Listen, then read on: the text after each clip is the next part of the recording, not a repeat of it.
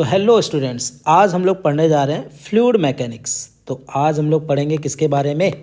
Fluid के बारे में। तो फ्लूइड में देखिए हम लोग क्या क्या कवर करने वाले हैं। सबसे पहले तो प्रेशर इन फ्लूइड फ्लूइड आपके पास ख़त्म करेंगे। उसके बाद पास्कल्स लॉ, बॉयंसी फोर्स क्या होता है वो करेंगे।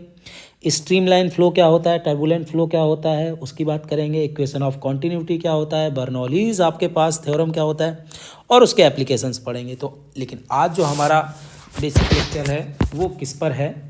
प्रेशर इन फ्लूइड्स पर है। तो चलिए बात करते हैं कि व्हाट इज़ फ्लूइड, क्या है फ्लूइड। तो फ्लूइड क्या चीज़ होता है? कोई भी सब्सटेंस, ऐसा सब्सटेंस जो फ्लो करे, ऐसा सब्सटेंस जो फ्लो कर सकता है उसको हम लोग क्या बोलते हैं? फ्लूइड। जैसे आपका अगर गैस है तो गैस भी आपका फ्लो करता है। अगर हम बात करें लिक्विड, तो लिक्विड भी क्या करते हैं? फ्लो करते हैं। तो इसका मतलब गैस और लिक्विड्स दोनों ही किस में आ गए? फ्लूइड में। तो फ्लूइड क्या होता है? Any substance which can flow is known as fluid. और क्या प्रॉपर्टी होती है फ्लूइड की? कि फ्लूइड का खुद का कोई शेप नहीं होता है। आप अगर ऐसे बर्तन में रख दोगे तो फ्लूइड ऐसा ही शेप ले लेगा। अगर आप ऐसे बर्तन में रखोगे तो इस तरह का शेप ले लेगा। तो इसका मतलब है जिस भी बर्तन में आप रखोगे फ्लूइड उसी का शेप ले लेगा, इसका खुद का कोई शेप नहीं होता है। तो पहला पॉइंट, फ्लूइड क्या होता है? जो फ्लो कर सकता है। दूसरा पॉइंट, इसका खुद का कोई शेप नहीं होता है, जिस भी बर्तन में आप रखोगे वो शेप ले लेगा। और थर्ड पॉइंट आपको बहुत ज़्यादा ध्यान से याद रखना है कि अगर आपका कोई लिक्विड है और उस लिक्विड की बात करें तो इस पर जो टेंजेंशियल फोर्स होता है वो हमेशा जीरो रहता है। अगर हम बात करें किसकी?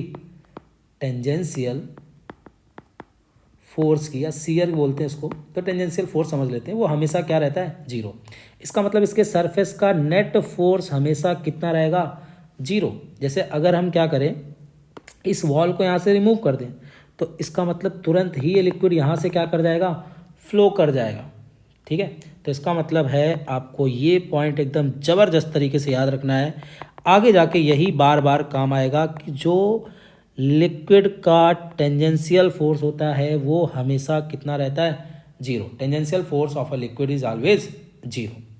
तो आगे बढ़ते हैं हम लोग कि फ्लूइड मैकेनिक्स जो हम लोग पढ़ने जा रहे हैं, इस फ्लूइड मैकेनिक्स की बात करते हैं तो इसमें तीन चीज़ें पढ़नी हमें। पहला, फ्लूइड स्टैटिक्स। तो फ्लूइड स्टैटिक्स क्या होता है? जिसमें आपका फ्लूइड स्टैटिक रहेगा। किसी भी बर्तन में है, किसी भी कंटेनर में है तो कंटेनर के अंदर वो स्टैटिक रहेगा। और स्टैटिक रहेगा तो जो हम लोग प्रेशर कैलकुलेट करेंगे और सारी चीज़ें कैलकुलेट करेंगे तो वो सारा आएगा फ्लूइड स्टैटिक। तो बेसिकली फ्लूइड स्टैटिक्स में फ्लूइड आपका स्टैटिक रहेगा। हाँ, कंटेनर मूव कर सकता है, एक्सेलरेट कर सकता है, बट फ्लूइड फ्लो नहीं होगा। तो फ्लूइड स्टैटिक्स में क्या होगा? फ्लूइड आपका फ्लो नहीं होगा। दूसरा, फ्लूइड डायनामिक्स। तो फ्लूइड डायनामिक्स में क्या होगा कि एक पाइप है, उस पाइप में आपका जो लिक्विड है वो फ्लो करेगा। अगर फ्लो करते हुए लिक्विड के बारे में हम लोग पढ़ रहे हैं कि किस वेलोसिटी से फ्लो कर रहा है, कहाँ पर क्या प्रेशर है, कहाँ पर क्या एरिया है, तो सारा चीज़ें किस में आ जाएगा? Fluid dynamics. तो सिंपल है, फ्लूइड डायनामिक्स में आपका जो लिक्विड होगा वो फ्लो कर रहा होगा, नदी बह रही होगी, पाइप में पानी बह रहा होगा, तो ये सब चीज़ें आएंगी फ्लूइड डायनामिक्स में। अब विस्कॉस फ्लूइड में हम लोग पढ़ेंगे फ्लूइड फ्रिक्शन के बारे में। फ्लूइड फ्रिक्शन के बारे में पढ़ेंगे। तो जब हम लोग पढ़ेंगे तो हम लोग समझ लेंगे क्या होता है फ्लूइड फ्रिक्शन। अभी हम लोग को जो ध्यान देना है वो फ्लूइड स्टैटिक्स पे देना है और उसके बाद फ्लूइड डायनामिक्स, तब आएगा आपका विस्कॉस फ्लूइड। तो इसके बाद बेसिक टर्म आता है आपका डेंसिटी, कि क्या होता है डेंसिटी। तो डेंसिटी समझने के लिए हम लोग एक बात समझ लेते हैं। जैसे मान लीजिए हमारे पास एक इस तरह का एक आपके पास मेटल का पीस है, मेटल का पीस है, किसी भी सब्सटेंस का पीस हो सकता है। ये इस तरह का आपका क्यूब है, ठीक है, क्यूबिकल शेप का एक आपका पीस है, ठीक है। इसका कुछ मास होगा, मान लेते हैं एम मास है। इसका कुछ वॉल्यूम होगा, इसने कुछ जगह घेरी हुई है तो इसका वॉल्यूम है वी। तो अगर वी वॉल्यूम के अंदर कितना मास है? Small m. तो यूनिट वॉल्यूम के अंदर कितना मास होगा? स्मॉल एम अपॉन में वी। अरे ये तो यूनिटरी मेथड पता होना चाहिए आपको कि अगर 10 एप्पल्स का रेट है 100 रुपीज़ तो 1 एप्पल का रेट आएगा 100/10 और ये इक्वल्स टू क्या? 10। तो यूनिटरी मेथड क्या बोलता है कि जब भी आप यूनिट चीज़ की वैल्यू निकालोगे इधर वाला पार्ट फटाक से किधर जाएगा? नीचे। तो वी वॉल्यूम में मास है कितना? m।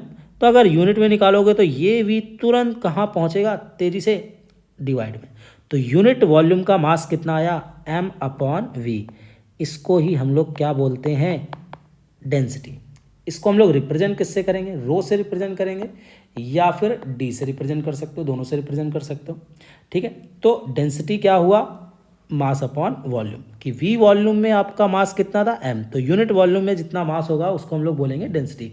तो what is density, mass contained by unit volume is known as क्या, डेंसिटी। तो mass contained by unit volume, unit volume में जितना भी मास होगा उसको हम लोग क्या बोलेंगे, डेंसिटी। तो रो इक्वल्स क्या आया, m/v, मास अपॉन वॉल्यूम। क्या हो जाएगी इसकी यूनिट, अरे सबको पता है भैया कि मास का यूनिट है किलोग्राम और वॉल्यूम का यूनिट क्या होता है, मीटर क्यूब।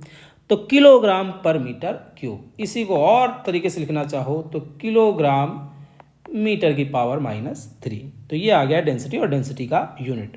जरा इसको समझ लेते हैं कि होता क्या है। जैसे मान लेते हैं कि हमारे पास ये जो आपका ऑब्जेक्ट है, ये ऑब्जेक्ट है किसका, मान लेते हैं ये आपका आयरन का है, ठीक है। और हमारे पास सेम यहाँ पर एक और कंटेनर है या एक और क्यूब है जो बना है थर्माकोल का। तो ये हमारे पास जो क्यूब है ये बना है थर्माकोल का, ठीक है। अब ये बात कॉमन है कि इसका वॉल्यूम भी है, तो हम मान लेते हैं इसका भी वॉल्यूम क्या है, तो दोनों का वॉल्यूम सेम है। लेकिन इसका मास होगा mi और इसका मास होगा mt, दोनों का मास तो अलग होगा। सब ने देखा है थर्माकोल और आयरन, आयरन भारी होता है और थर्माकोल हल्का होता है। थर्माकोल के सेम वॉल्यूम का मास कम होगा और आयरन के सेम वॉल्यूम का मास ज़्यादा होगा, क्योंकि थर्माकोल के मॉलिक्यूल्स जो होते हैं वो दूर दूर होते हैं, गैपिंग में होते हैं, और आयरन के जो मॉलिक्यूल्स होंगे वो बहुत ज़्यादा क्लोजली पैक होंगे, बहुत ज़्यादा पास पास होंगे। इसलिए हम बोलेंगे कि आयरन जो है वो डेंस है और आपका थर्माकोल आपका कम डेंस है, ठीक है। अगर हम फार्मूले की बात करें तो आयरन का डेंसिटी आपका क्या आएगा, मास ऑफ आयरन वॉल्यूम। अगर हम थर्माकोल की डेंसिटी की बात करेंगे, मास ऑफ थर्माकोल अपॉन में क्या, वॉल्यूम, ठीक है। अगर हम बात करें, देखा जाए तो मास ऑफ आयरन जो है वो तो ज़्यादा है, किससे ज़्यादा है, मास ऑफ थर्माकोल से। तो मास ऑफ आयरन ज़्यादा है मास ऑफ थर्माकोल से, तो इसका मतलब जो डेंसिटी ऑफ आयरन है वो भी ज़्यादा होगा किससे, डेंसिटी ऑफ थर्माकोल से। समझ में आया, क्योंकि दोनों के वॉल्यूम तो सेम है, तो जिसका मास ज़्यादा उसकी डेंसिटी ज़्यादा, जिसका मास कम उसकी डेंसिटी कम। तो हमें क्या पता चला कि थर्माकोल का डेंसिटी कम है और आयरन का डेंसिटी क्या है, ज़्यादा है। क्यों ज़्यादा है आयरन का डेंसिटी, क्योंकि उसके एटम्स बहुत ही क्लोजली पैक हैं, बहुत पास पास हैं, और थर्माकोल के जो एटम है वो दूर दूर हैं, तो उन्होंने ज़्यादा गैप रखा है, वॉल्यूम ज़्यादा रखा है। जिसका वॉल्यूम ज़्यादा होगा उसका डेंसिटी कम होगा, तो जिसका मास ज़्यादा उसकी डेंसिटी ज़्यादा, जिसका मास कम उसकी डेंसिटी कम, जिसका वॉल्यूम ज़्यादा उसकी डेंसिटी कम और जिसका वॉल्यूम कम उसका डेंसिटी ज़्यादा। तो यहाँ से हमें पता चल गया बेसिक चीज़ क्या होता है, डेंसिटी। तो डेंसिटी क्या है, मास अपॉन वॉल्यूम, सबको पता होता है, मास कंटेन्ड बाय यूनिट वॉल्यूम। ये तो बेसिक चीज़ें हैं, ये आपको पता ही होनी चाहिए।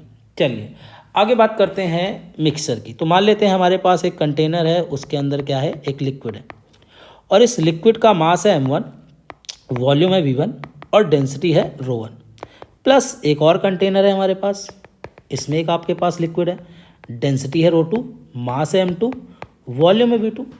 अब हमने क्या किया, इन दोनों को एक बड़े से कंटेनर में रख लिया, मिक्स कर लिया, अब ये बन गया मिक्सर। अगर इस मिक्सर की डेंसिटी की बात करें तो मिक्सर का डेंसिटी क्या आएगा, टोटल मास और अपॉन में क्या, total volume, total mass upon total volume. तो क्या आएगा टोटल मास, इधर भैया m1 इधर भैया m2, तो टोटल मास हो गया m1 प्लस m2, इधर का वॉल्यूम v1 इधर का वॉल्यूम v2, तो इसका वॉल्यूम हो गया v1 प्लस v2। तो मिक्सर का जो डेंसिटी आया वो आया m1 plus m2 upon v1 plus v2। तो इधर आपका हो गया ρ1 इक्वल्स m1 अपॉन v1, इधर आपका ρ2 इक्वल्स m2 अपॉन v2। आप बहुत ध्यान से समझिएगा, अगर हम एक कंडीशन ले लें, मान लेते हैं कि जो m1 है वो यह m2 के इक्वल है, दोनों का मास हमने मान लिया इक्वल है, और अगर m1 और m2 इक्वल है तब अगर हम मिक्सर का डेंसिटी कंसीडर निकालें तो ये आएगा m1 प्लस, क्या हम इस m2 की जगह भी m1 लिख सकते हैं, लिख सकते हैं, नीचे अगर हम V1 की बात करें तो इधर से ज़रा V1 कैलकुलेट करो, तो V1 आपका क्या आएगा, M1 अपॉन रो1। तो V1 की जगह हम लोग क्या लिख सकते हैं, M1 अपॉन रो1। इधर अगर हम V2 की बात करें तो V2 की जगह क्या लिख सकते हैं, M2 अपॉन रो2। लेकिन M1 आपका M2 के इक्वल है, तो इस M2 की जगह क्या लिख सकते हैं हम लोग, M1। तो इसका मतलब V2 भी आ जाएगा M1 अपॉन में क्या, रो2। तो अब अगर इसको आगे सॉल्व करें तो M1 प्लस M1 हो गया 2M1। और अगर हम बात करें नीचे से M1 कॉमन ले लो तो इधर क्या आएगा, और नीचे आपका रो1 रो2 हो जाएगा क्या, एलसीएम। तो इधर आएगा रो2, इधर आएगा रो1। ये आया, M1 से M1 कैंसिल हो गया, ये पार्ट किधर चला गया, ऊपर। तो भैया आ गया 2 रो1 रो2 और अपॉन में रो1 प्लस रो2। तो इसका मतलब अगर दो आपके लिक्विड है उनको मिक्स किया जा रहा है, तो मिक्सर का अगर डेंसिटी निकालना है तो मिक्सर का डेंसिटी अगर दोनों के मास सेम है तो वो फार्मूला आएगा रो1 रो2 अपॉन रो1 प्लस रो2। क्या समझ में आया, बहुत ध्यान से समझिएगा।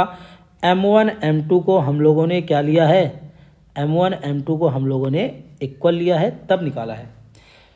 इसी तरह अगर हम बात करें दोनों का वॉल्यूम सेम कर लें, अगर हम क्या कर लें, V1 इक्वल्स V2 ले लें, तब मिक्सर का डेंसिटी क्या आएगा।